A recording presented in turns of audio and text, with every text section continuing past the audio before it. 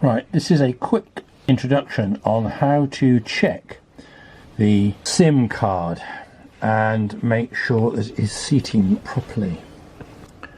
Well, in the center of the screen is the texting module, and that's what we need to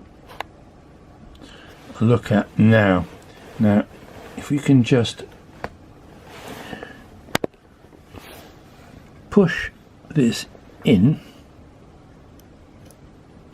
it should pop out. So that's the SIM card coming out.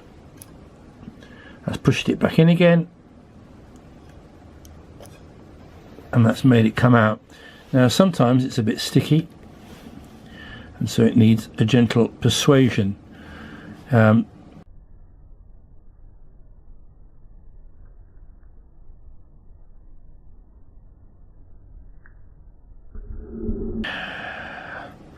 But that is all that should be necessary. Pushing it in and out a couple of times to make sure that the gold contact is touching the modules at the back. And that's all we have to do to make sure the SIM card is seated properly in the texting module there. And that concludes this reseating the SIM card tutorial.